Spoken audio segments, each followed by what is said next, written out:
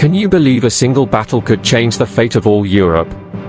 Join me as we uncover the Battle of Grunwald 1410, where the mighty Teutonic Order collapsed in one bloody afternoon. At the dawn of the 15th century, Central and Eastern Europe were lands of tension, ambition, and conflict.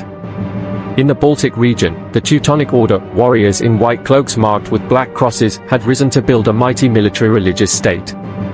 Originally, the knights had been invited by popes and kings to convert the pagans of the Baltic. But over time, they had gone beyond that mission. They forged their own powerful dominion, stretching across the Prussian coast, backed by armies, castles, and wealth. The fortress of Marienburg, today Malbork, Poland, the largest brick castle in the world, stood as their capital, a symbol of their strength and unshakable ambition. With disciplined knights, endless resources, and claims of holy purpose, the Teutonic Order was once hailed as the shield of Christendom in the north. To their south and east, a new power was emerging, the Union of Poland and Lithuania.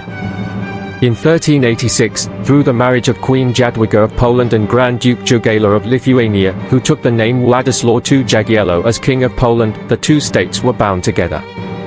This union shocked the Teutonic Order. For centuries, they had justified their existence by fighting and converting the pagan Lithuanians. But Jagiełło himself converted to Christianity. The Order's holy mission evaporated overnight.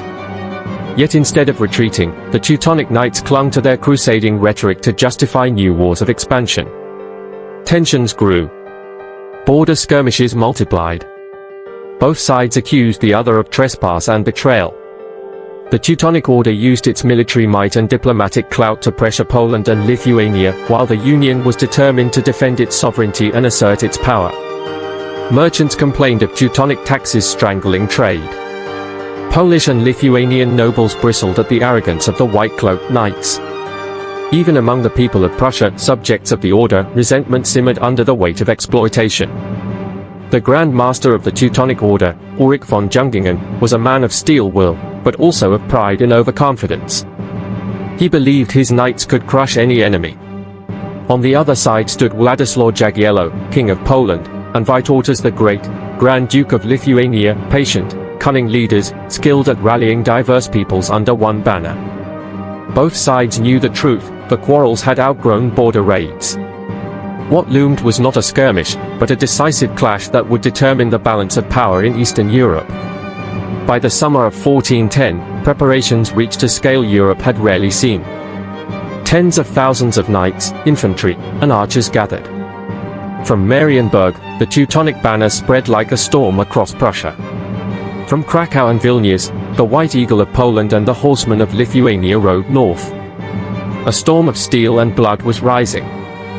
On the fields near the village of Grunwald, history itself would be reshaped, not just for a century, but for the destiny of Europe. The tension between the Teutonic Order and the Polish-Lithuanian Union could not remain contained. For decades, the knights had dominated the Baltic with iron discipline, claiming to be holy warriors. But by 1410, their power was as much about politics and profit as it was about God. The Teutonic Order framed its enemies as pagans or false Christians. Even after Lithuania's conversion, they accused Jagiełło and Vytautas of insincerity, calling them heathens in Christian clothing. For the Order, it was a useful excuse to continue their campaigns.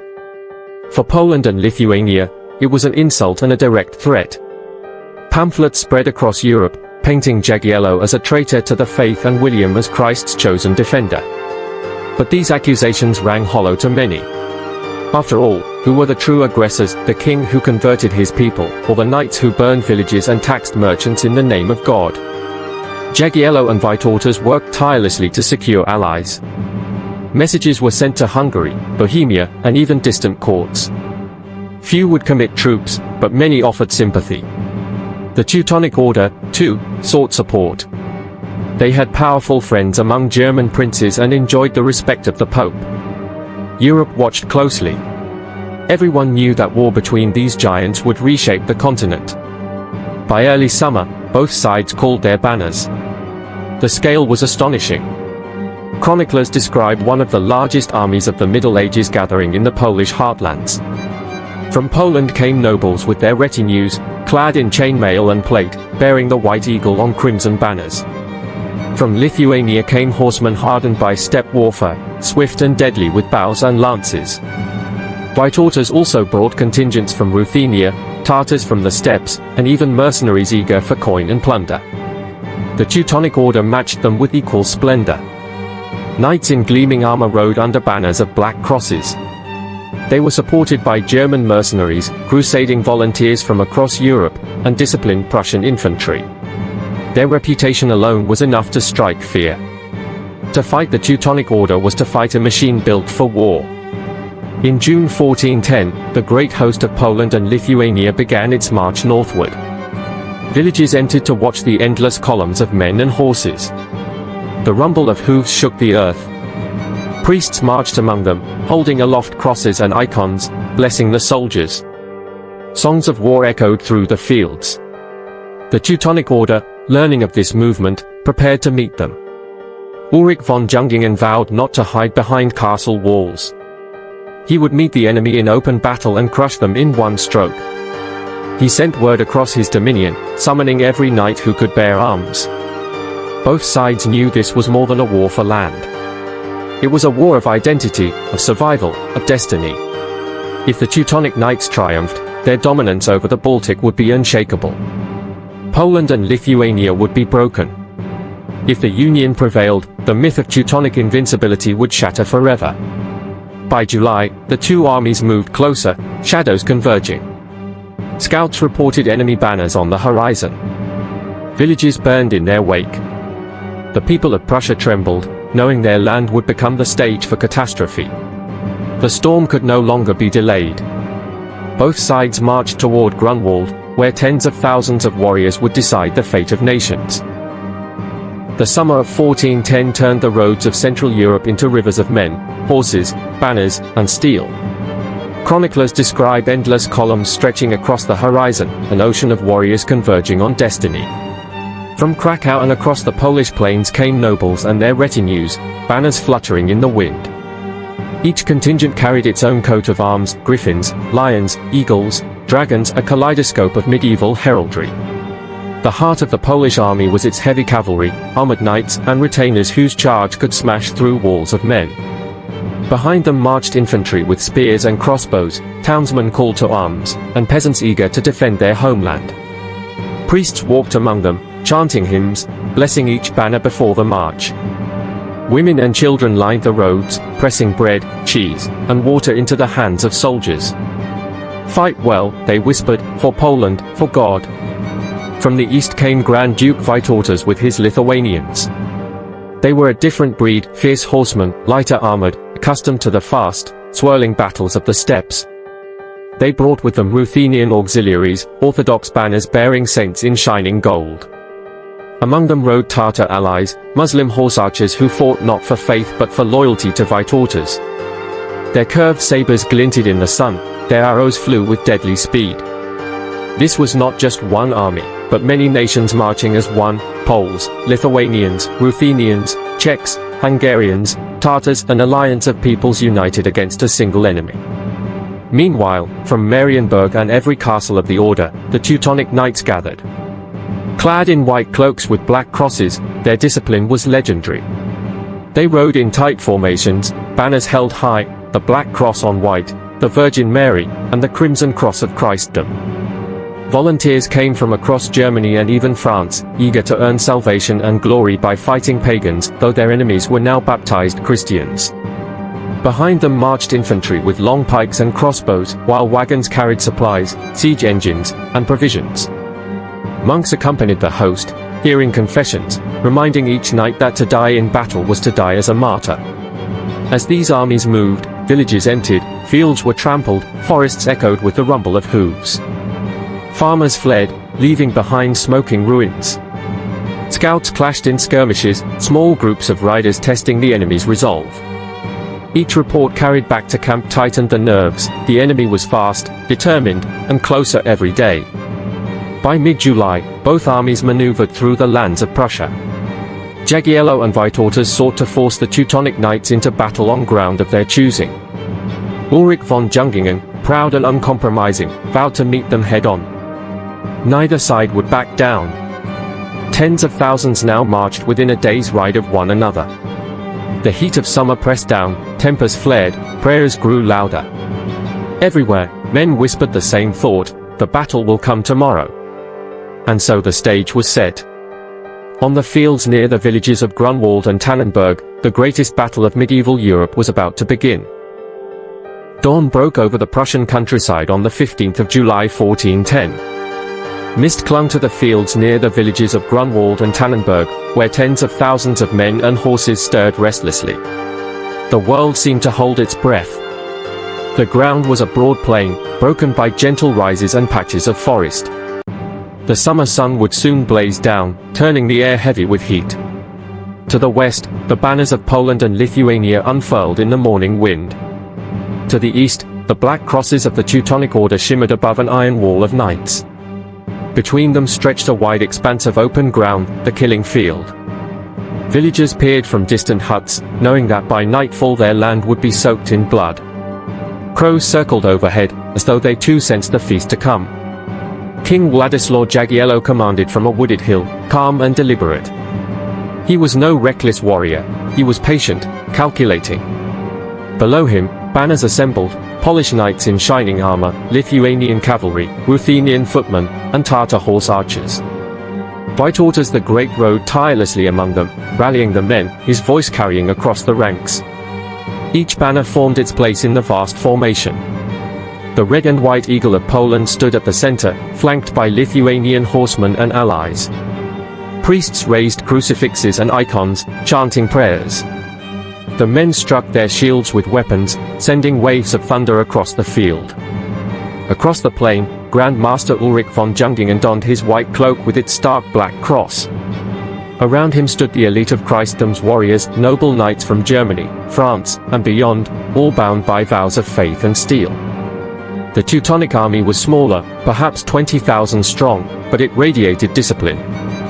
Rows of knights sat astride massive war horses, armor gleaming, lances bristling. Infantry held pikes in serried ranks, crossbowmen tightened their strings, and drums thundered to keep order. Their banners snapped in the wind, the Virgin Mary, the Black Cross of the Order, and countless standards of noble houses. Ulrich exuded confidence. He believed the reputation of his knights, undefeated, feared across Europe, would crush the will of his enemies. To him, Jagiełło's alliance was a patchwork of peoples, doomed to collapse under the weight of a true crusading host. Before the clash, heralds rode forth, issuing challenges. Teutonic knights sent two swords across the field, a gesture mocking Jagiełło and Vytautas, daring them to come down and fight. Rather than anger, the gesture was taken as an omen. Jagiełło declared the swords were gifts from God, weapons to aid their cause. The soldiers cheered, spirits rising. Priests blessed the armies. Hymns rose from both camps, Latin chants from the Teutonic side clashing with Polish psalms and Lithuanian prayers. The air vibrated with faith and fear. Men tightened straps, kissed crucifixes, muttered last prayers. Horses stamped the earth, snorting as if sensing the storm about to break. The sun climbed higher. The heat thickened. Lines of men stood motionless, staring across the plain at their enemies. The ground between them seemed to stretch forever, yet both sides knew they would soon cross it at a gallop. Jagiełło raised his eyes to the sky, whispering a prayer. Vytautas gripped his reins, ready to lead the first charge. Ulrich von Jungingen lifted his sword high, signaling his men to prepare. The moment had come. After years of tension, betrayal, and ambition, two great hosts faced one another. In the next hours, the fate of nations would be written in blood. The midday sun blazed upon the field as silence gave way to thunder. The first move belonged to the Teutonic Order. Ulrich von Jungingen, determined to shatter the enemy swiftly, ordered his cavalry forward.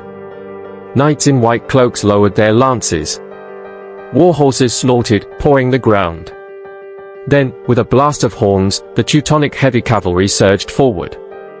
The ground shook as thousands of hoofs pounded in unison, a wave of steel crashing toward the Lithuanian flank. Vytautas rode at the front of his men, shouting encouragement. Lithuanian horsemen and Tatar allies responded with their own thunder, galloping forward, loosing arrows in deadly arcs. Clouds of shafts darkened the air, piercing armor, felling men and horses alike. Yet the Teutonic charge slammed home with terrible force. Shields splintered, men were hurled from saddles, and the clash rang out like the roar of 1,000 anvils. The field dissolved into chaos, knights hacking with swords, Tatars darting in and out with curved sabers, Lithuanian riders wheeling and firing. Dust and screams filled the air. For a moment, it seemed the Teutonic onslaught would overwhelm the Lithuanians. Their lines bent, then broke. Vytautas himself narrowly escaped as part of his cavalry turned and fled the field. The Teutonic Knights roared in triumph, pressing forward, convinced victory was within their grasp. Some chroniclers later claimed this retreat was feigned, a deliberate stratagem by Vytautas to lure the Teutonic Knights into pursuit and disorder. Others argue it was genuine panic. Whatever the truth, the sight of Lithuanians streaming from the battlefield emboldened the order. Ulrich von Jungingen's knights pressed harder, their confidence swelling. "The pagans are broken," they cried. While the Lithuanians reeled, the Teutonic infantry advanced against the Polish banners. Crossbow bolts whistled through the air, striking down men and horses. Spearmen clashed with Polish infantry in brutal melee. Yet at the center, under the White Eagle banner, the Polish knights held firm. Jagiełło, high upon his hill, commanded calmly, directing reserves to bolster the lines. The shield of Poland would not break so easily. As the Lithuanian flank faltered, dust clouds obscured the field. Teutonic knights pursued fleeing riders, their formations unraveling in the chase. Meanwhile, the Poles dug in, resisting the full weight of Teutonic infantry and cavalry. Jagiełło and Vytautas remained steady. The Polish king prayed softly, while Vytautas, still alive despite the rout of part of his forces, rallied those who remained. Messengers galloped between commanders, reports flying, one flank collapsing, the center holding, the battle still undecided. The noise was deafening, the clash of steel, the screams of wounded horses, the cries of men invoking God and saints. Dust turned the noon sun into a dull haze. Sweat and blood mingled, coating armor in grime. And yet, despite the chaos, both sides still stood. The Teutonic Knights pressed their advantage, but the Polish-Lithuanian alliance had not broken. The great battle had begun, and already the field was littered with corpses. But the true turning point was still to come. The battlefield was now a cauldron of chaos.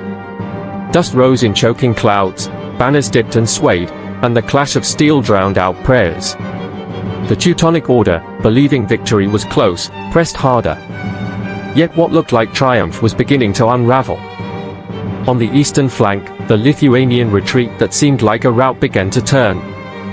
Vytautas, alive and unbroken, rallied those who had fled. Horns sounded in the distance as Lithuanian and Tatar horsemen circled back. What the Teutonic Knights thought was flight became a deadly maneuver. The pursuers found themselves suddenly attacked from unexpected angles. Light horsemen loosed volleys of arrows into their exposed flanks. Sabers slashed into the knights who had broken formation to chase glory. Confusion spread. Some knights were cut down before they could reform, others tried desperately to withdraw. At the center, the Polish knights under the White Eagle fought like lions. Again and again, Teutonic cavalry charges smashed into their lines, but each time the Poles met them with steel and resolve. Horses screamed, riders fell, lances shattered. Still the Polish banners held aloft. King Jagiełło remained atop his hill, serene amid the storm. Messengers rushed to and from his command tent, delivering updates, pleading for reinforcements. Patiently, he released reserves where needed, bolstering weak points, refusing to commit too much too soon. His calm leadership steadied the heart of the alliance. Grand Master Ulrich von Jungingen hurled more of his knights into the fray. His banner moved closer to the fight, a signal that he intended to lead by example. The Teutonic infantry locked shields and pressed against Polish spearmen, crossbow bolts darkened the air, and the field shook with the fury of the charge. But as more men entered the maelstrom, the lines became congested. The sheer mass of armor, horses, and bodies began to grind together in a deadly stalemate. In the midst of the struggle, individual duels raged. Polish and Teutonic knights locked swords in brutal combat, their armor dented and bloodied. Horses trampled the fallen, men screamed for mercy that never came. Chroniclers would later tell of banners clashing directly, the Black Cross of the Order against the White Eagle of Poland, a symbolic struggle visible even in the storm of war. Meanwhile, the returning Lithuanians struck at the exposed Teutonic flanks. The Order, confident of easy pursuit, now found itself hemmed in by horsemen who darted, fired, and vanished, only to return again with greater fury. What had begun as a confident advance was now turning into exhaustion. The sun beat mercilessly on men in heavy armor, sweat-soaking gambesons, breaths heaving inside iron helmets. Horses collapsed under strain. The Teutonic Knights, used to quick victories, now found themselves in a grinding, endless struggle. Still, Ulrich von Jungingen refused to yield. He believed the might of his knights could yet break the enemy. But as hours passed, one truth became undeniable: the Polish-Lithuanian alliance was not crumbling. It was enduring. The moment of reckoning drew near. Victory would belong not to the proud, but to the side that could outlast the storm. The struggle at Grunwald had dragged into the long, punishing hours of the afternoon. Armor steamed in the heat, banners were torn and blood-soaked, and both sides had lost thousands. But while the Polish-Lithuanian alliance seemed to draw new strength from unity, the Teutonic Knights began to falter. The battlefield was choked with corpses and broken lances. Horses slipped in the mud of blood and sweat.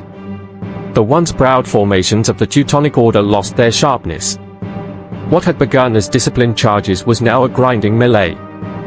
Polish knights, grim and relentless, pressed forward banner by banner.